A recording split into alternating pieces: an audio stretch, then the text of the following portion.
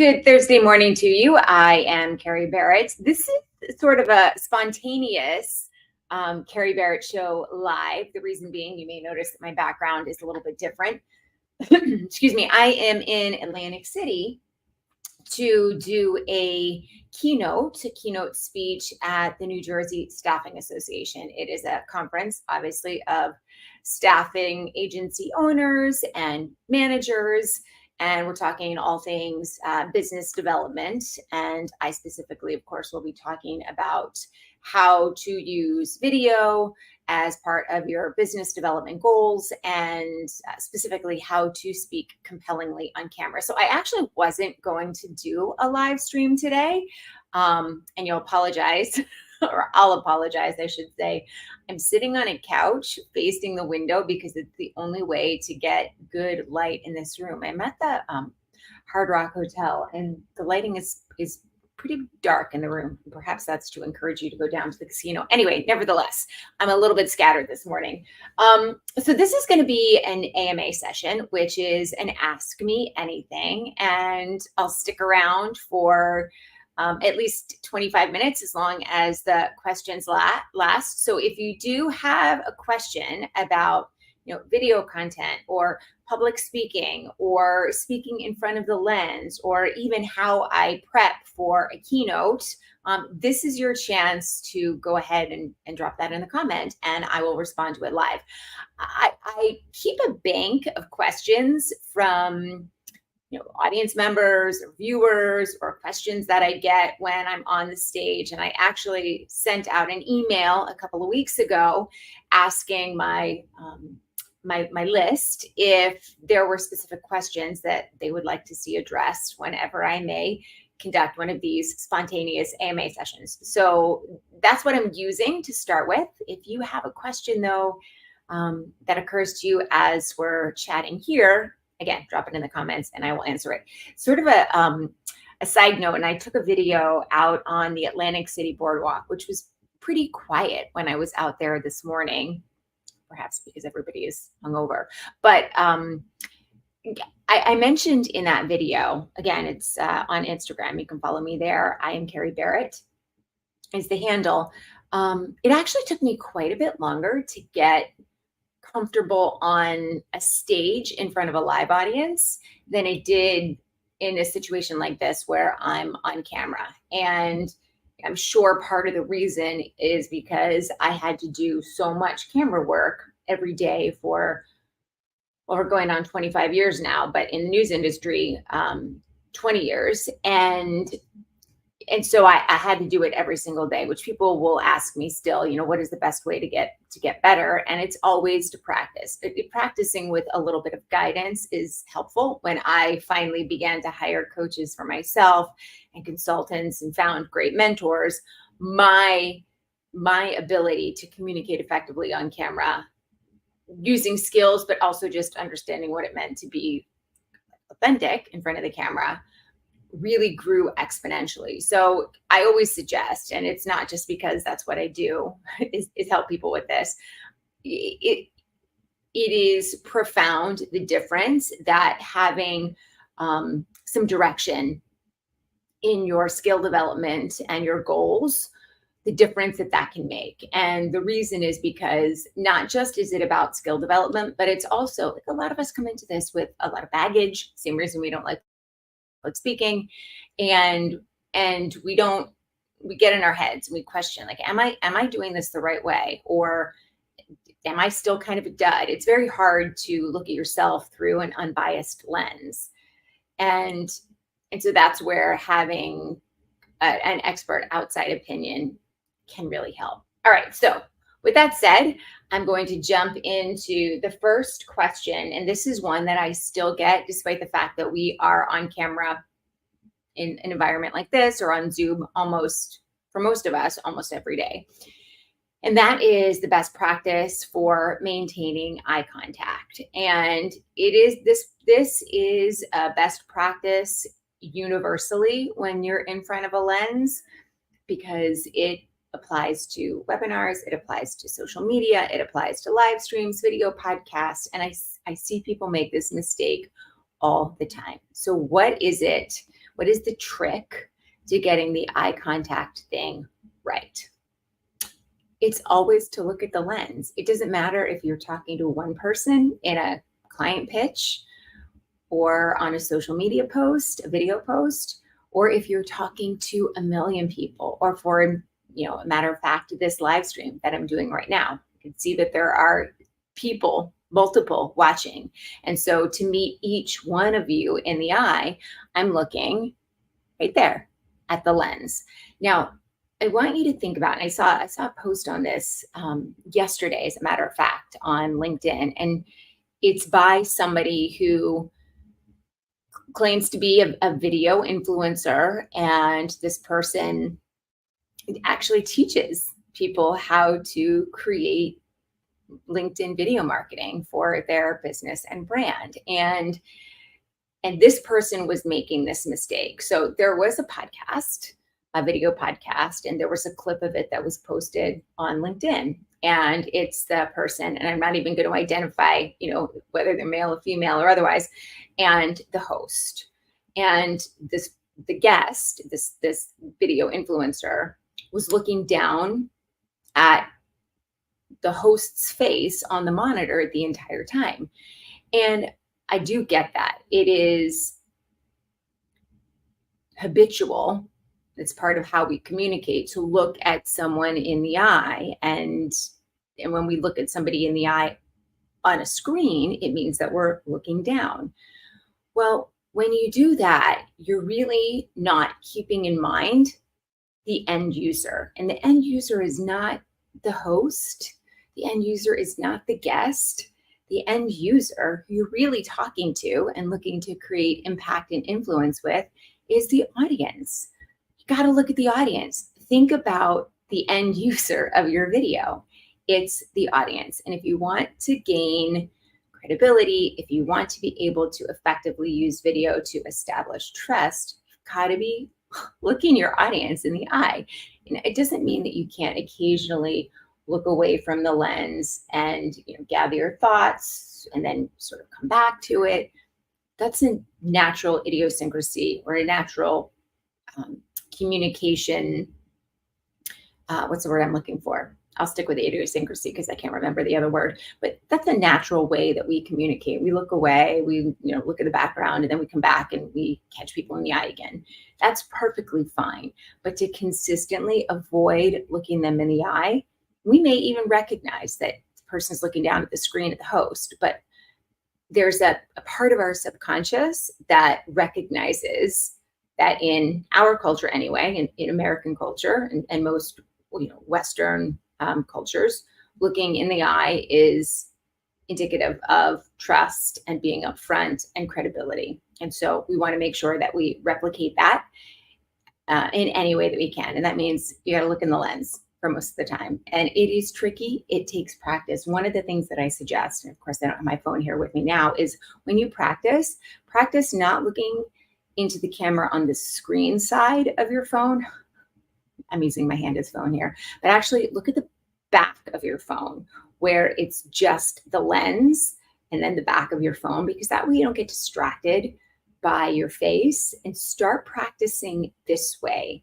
And this will help you stay out of your head so that you can communicate effectively. And then once this begins to feel a little more natural, flip your phone around and work on it here. And the reason is because, yes, when we are recording on video like this, there's always going to be a screen unless we hide it in some way. So we want to make sure that we're comfortable with that. But you can use the backside of your phone to break the habit of looking down in the monitor.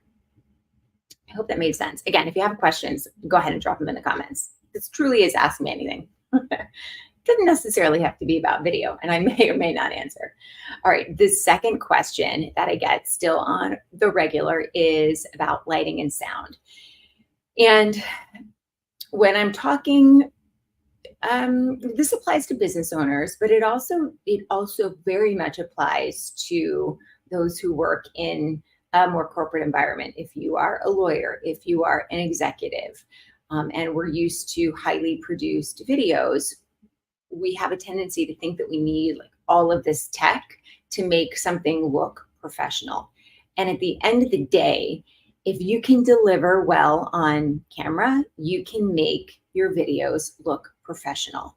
And delivering well is a whole nother subset of information. And I do have a question that somebody posted that I will answer in this session. But when we talk about the technical elements of creating good video, and by that I mean sound and lighting and framing, truly, truly, truly, the only thing that you need to have to create broadcast style video is your phone, your face, and your voice. Your phone, if you have a phone made in the last 4 years even, is capable of producing 8K video quality content.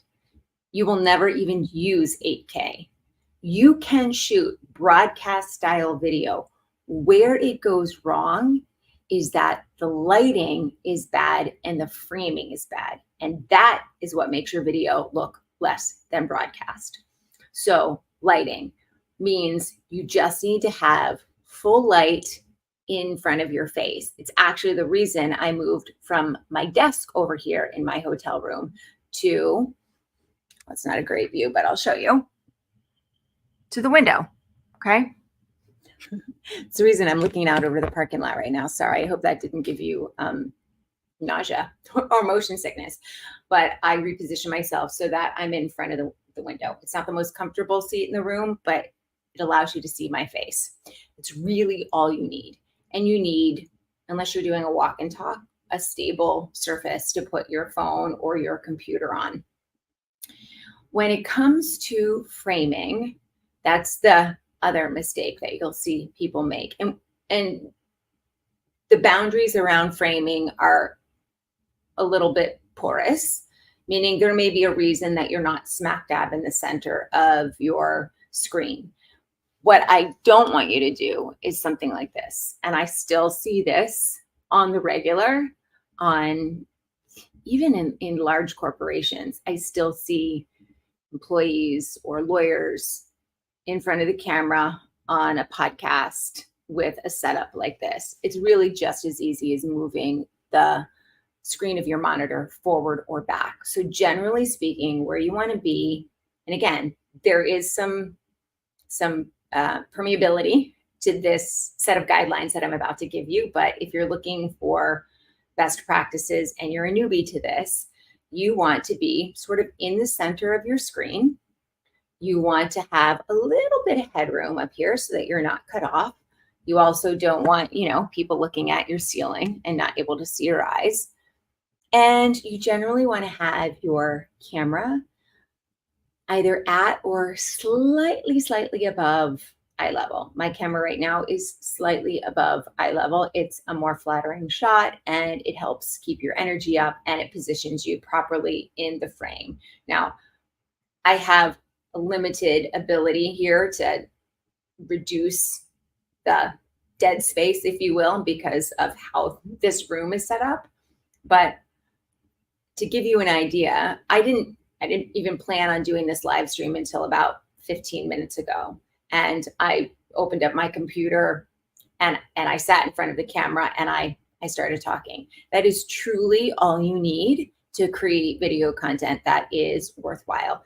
You need solid lighting, you need a steady surface, usually, and audio. Now, I didn't bring an extra mic because I wasn't planning on doing this, but all you really need if you want even better lighting or better sound rather than you're hearing now is a lavalier mic, small, a wire and a little tiny mic that you can clip onto your shirt.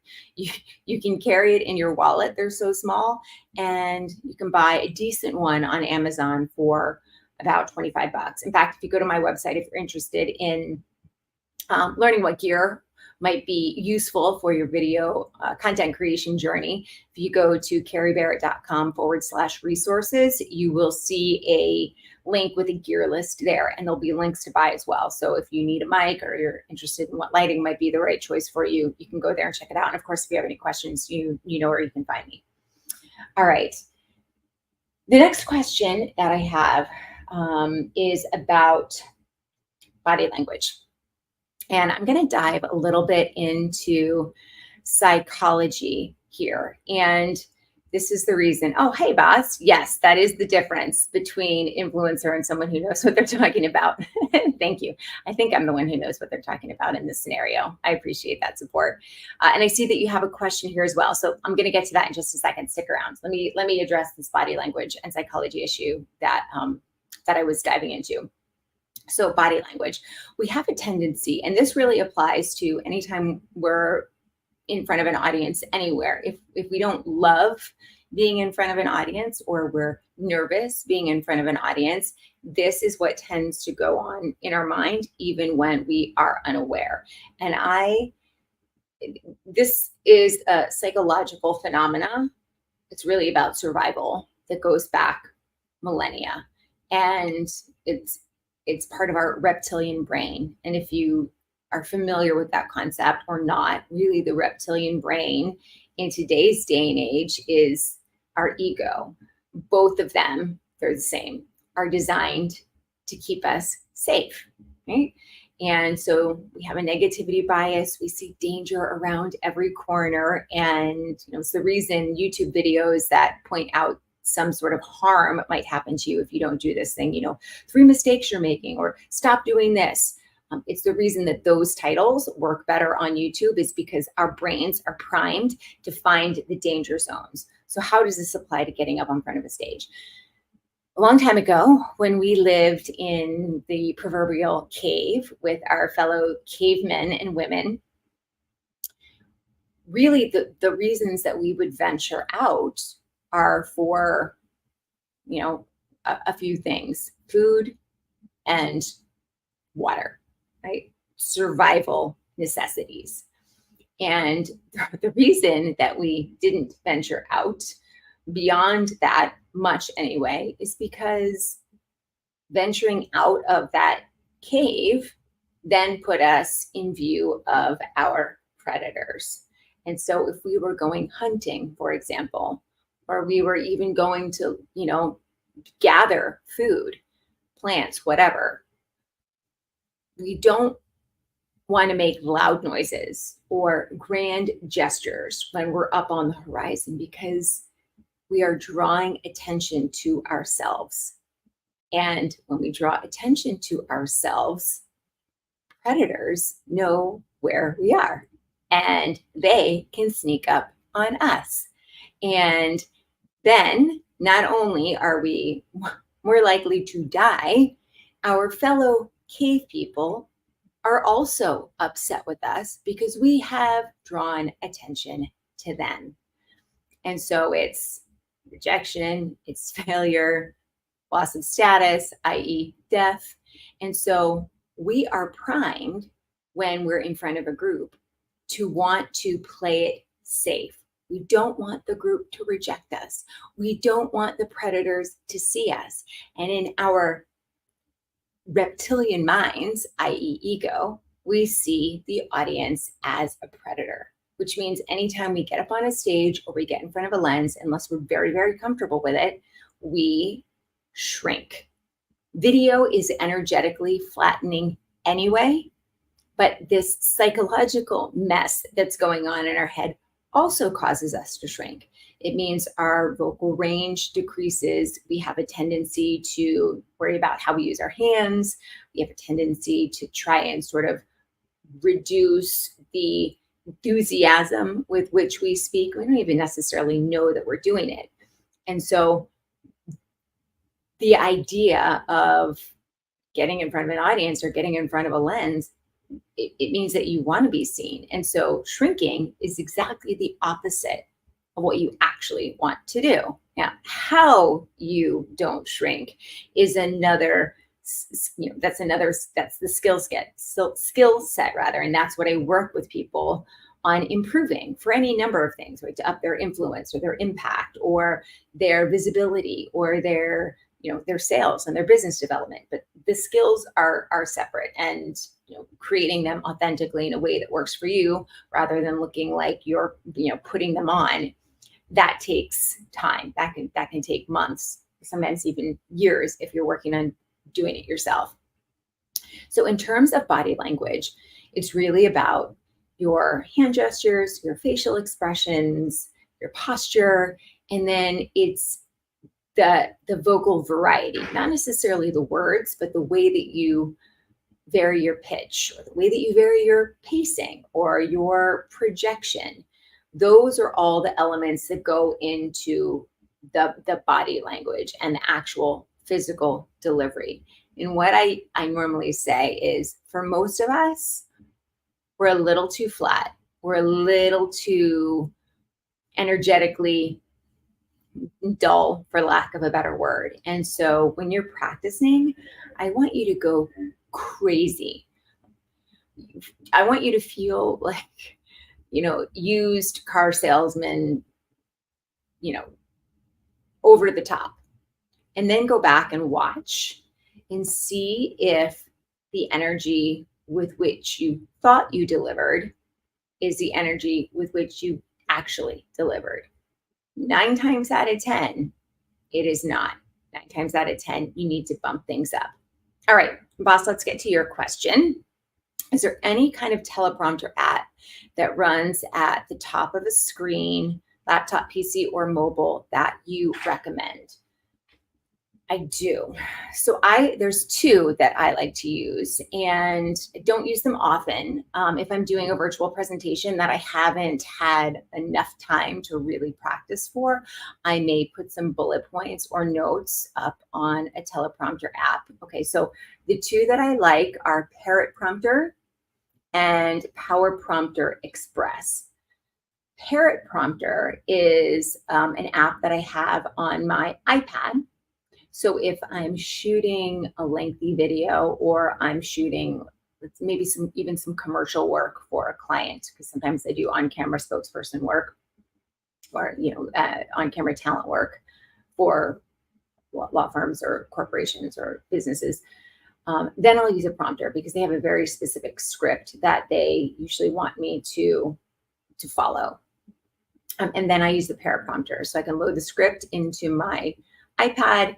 I can put my iPad into an actual physical piece of hardware, which is the teleprompter. I like Glide Gear. It's relatively inexpensive, and it's small-ish, so you can travel with it. And again, it's on my gear guide. You can check it out there. And then you can move it with a remote clicker. I don't love the voice tracking apps. I have some of them. I find that they're still, even all these years later, a little bit glitchy. And if you have to move around, or you're not close enough, they lose track of what you're saying. And then you're sort of like left twisting there until it catches back up. And sometimes it doesn't, and you got to start all over again. When I am in front of my computer, I also have a piece of hardware that I can slide over the back of my laptop or my desktop. And it is a prompter that is designed to fit there, so different than Glide Gear. And I'm spacing on the brand that I use. It is on my gear list. If it comes to me, I'll share it with you. But I slide this over the back of my computer, and then I can put either my phone, or iPad is a little too big to use with this particular piece of hardware, or I can just use a prompter app that's on my computer, which would be the PowerPrompter Express. And when I use that piece of hardware, I'm getting a little ahead of myself. Here's the challenge with using an app, Boz, is that you can run that app on your screen, but it's still going to be slightly lower than where your camera is. So for example, and I'll show you right now, I'm looking right into the camera, and I'll get a little bit closer so you can see. Right now I'm looking right into the camera. If I'm using a prompter app that is not attached to a physical piece of hardware that goes over my computer, I'm still looking down at the script, which means which is what I'm doing now, even if I am, reading close to where the camera is, I'm still not really looking into the eyes of the audience. So if you use a piece of hardware, again, not very expensive, slide it over the back of your laptop or computer, your desktop, and then you can actually scroll the words of your script directly across the camera lens. So your audience will never see, and you can create a script, an outline, bullet points, whatever it is that you need, and deliver to the audience without them ever knowing that you're actually using a teleprompter. Check out the gear guide. I think that you'll find that helpful. And if you have follow-up questions, you know where to find me. And again, ask another question. We've got a couple more minutes here. All right. So one of the other questions that I get on the regular is, how do I manage nerves and anxiety? And you're welcome, boss. This is a tricky one. And I will tell you, I got up this morning and I took a walk on the boardwalk here at Atlantic City and, flushed out a little bit of my nerves that way. But really and truly, aside from deep breathing and a little bit of exercise and visualization. In fact, I did a podcast on managing anxiety and nerves probably about 6 weeks ago.